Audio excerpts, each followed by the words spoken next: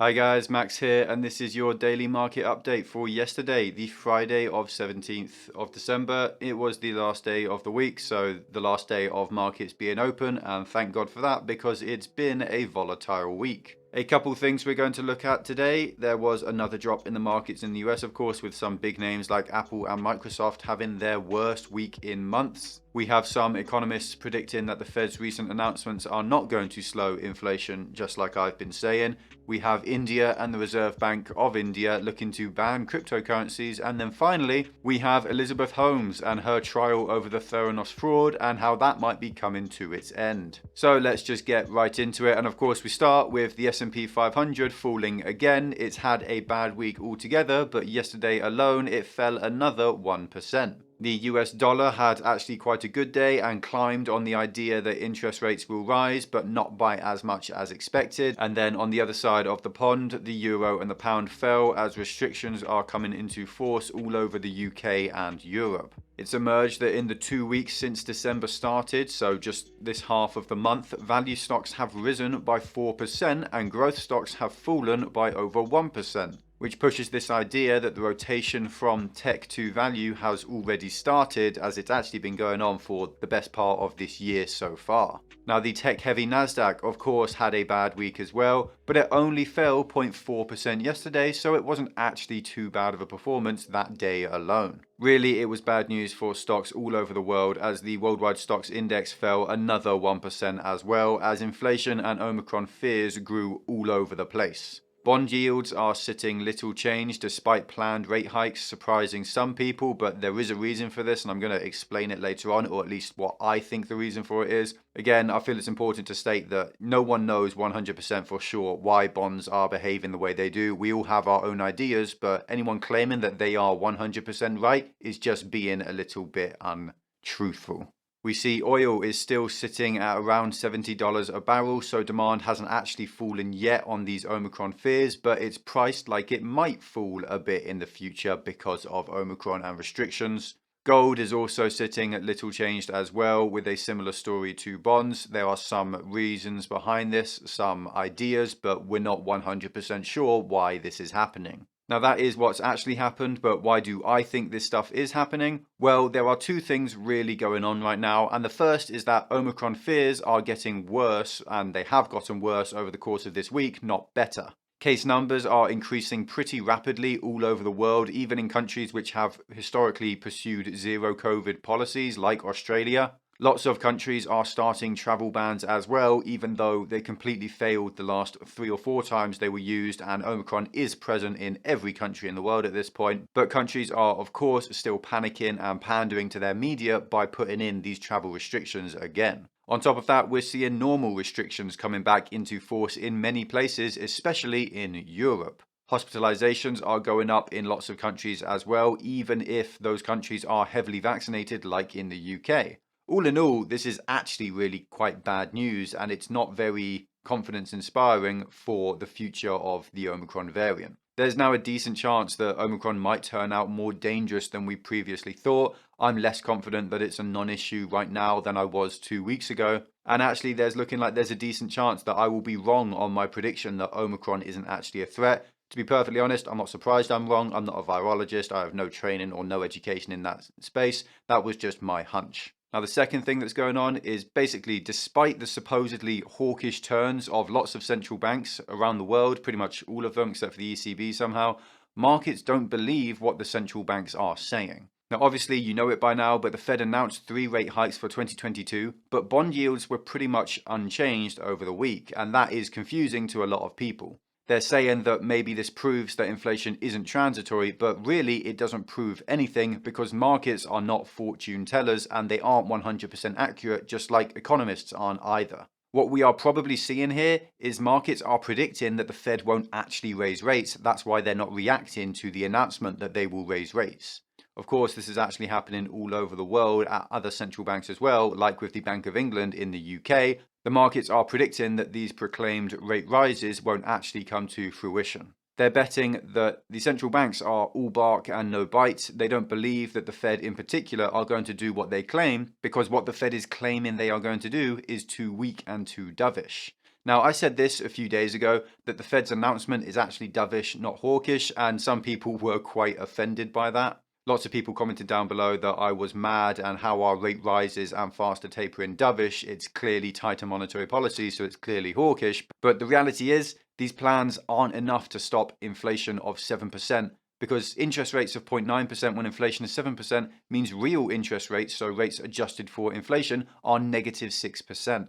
That means it's basically free money to take out debt. You get paid to take out debt, so people will continue to do it. There's no incentive to not do it. The Fed is also still buying up assets and inflating their prices for another 2 months. If it were really hawkish, they would stop inflating prices immediately. Now, because these actions that the Fed have announced won't actually stop any inflation, the market has deduced that the Fed still thinks inflation is transitory. Now, the Fed and Powell and Yellen have destroyed their credibility with the transitory inflation call. So they have now dropped the word and they aren't claiming it anymore. And they've actually asked that everyone else stops talking about the word transitory as well. I said this a couple of weeks ago, but there goes my suggestion for the word of 2021. Transitory is now out of the window. The problem is, the Fed still think that inflation will drop on its own over 2022, which is why they aren't actually turning hawkish now. That's why they've only proposed new rate rises in the future as opposed to actually raising rates now, because they think it isn't necessary because inflation is going to drop on its own according to them. The markets have now worked this out, though it took them a couple days to happen upon this consensus, but they are now betting the same thing, that inflation is still transitory, so these rate rises will never actually come. Now, as usual, there are always going to be people in the comments underneath this video who think that I don't know what I'm talking about. So for those people, I have this clip from former Treasury Secretary Larry Summers, who went on Bloomberg about 12 hours ago when this video is coming out, and basically said exactly what I've been saying for the last few days. This week, Fed Chair Jay Powell did what he said he'd do. He said, we're going to taper a lot faster. We're going to get to the possibility of rates sooner. Did he do enough? I suspect in the end it won't have been enough. You know, what they're planning is 3.5% unemployment for 3 years with steadily decelerating inflation without the interest rate ever getting as high as what they think the neutral rate is. That could lead to sharply declining inflation, but it wouldn't be my expectation that that's what's going to happen. On the other hand, there's a case for making adjustments gradually, and it may be that this is the first stage in what will be several adjustments, and it needs to be recognized that the market doesn't even expect them to hike as much as they're saying that they're going to hike. So it's a complicated situation. I was glad to see the movement in the direction that they moved, but I think if you look under the surface, they're still kind of betting that inflation is heavily transitory because they're not really applying restraint to the economy of a magnitude that would be expected to diminish inflation in a very substantial way. So there you go. I guess you can claim that I'm too young to understand what's going on, but you can't say the same about Summers, and you can't deny the fact that he's been 100% correct about inflation and the economy over the last year as well, and I think he's probably going to be proven correct here as well. Now, moving on to everything else for the day, leaving the Feds and all that nonsense behind, Elon has sold another $1 billion of Tesla, nearing in on his pledge to sell 10%, or about 3/4 of the way there, so still a little more selling pressure to go. Now, Tesla has actually held up incredibly well throughout this selling pressure from Elon, to be honest, and conviction in Tesla from its investors is still incredibly high, and I'm actually very impressed by this. Tesla investors aren't getting spooked about this selling pressure from Elon at all. They aren't questioning his motives at all. They have huge amounts of conviction in the stock, and I really do hope that that conviction is rewarded in the future. We then saw Rick Caruso, a billionaire real estate developer who owns a bunch of malls around the country, and we heard that he's thinking of running for mayor in LA. Now, obviously, there's been a huge spate of crime recently, loads of robberies and thefts. Luxury stores have all had to board themselves up and only let people in via appointments, which is pretty crazy, and obviously awful for business, but Caruso wants to try and fix things. This seems to be getting more and more frequent, where we're seeing very successful businessmen who decide to move into politics to try and improve, or at least improve in their eyes the way they see things, and putting their business days behind them. Now, I'm trying not to get too political here, but we saw it with Trump, of course. He became president, for God's sake. We saw Michael Bloomberg try to do the same thing as well.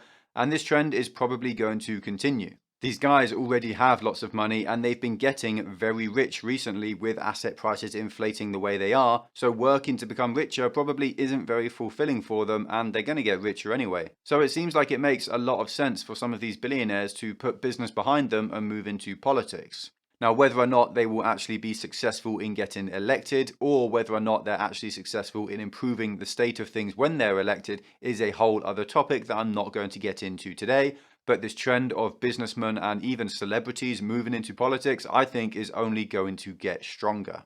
Now, moving over to the east, we saw the Reserve Bank of India and the Indian government basically, and that they want to ban all cryptocurrencies, which we found out yesterday, and this is quite disappointing. There have been concerns that this has been an aim of theirs for a fair while now, but there had never really been anything concrete or confirmed, and it looked like maybe they had changed their minds recently, but apparently not. Now still, this isn't set in stone, it isn't concrete yet, and it might never come to fruition, but it is bad news to hear nonetheless. I firmly think that cryptocurrencies can help improve the world, decentralize the money supply, put power back in the hands of the people, and allow people in developing worlds to access stable currencies. Now, that doesn't necessarily mean that we're there yet, that the crypto industry is at that point at this moment. Unfortunately, 99% of crypto is still just speculation, but I think it's moving in that direction, and it will be a huge positive force in the world eventually.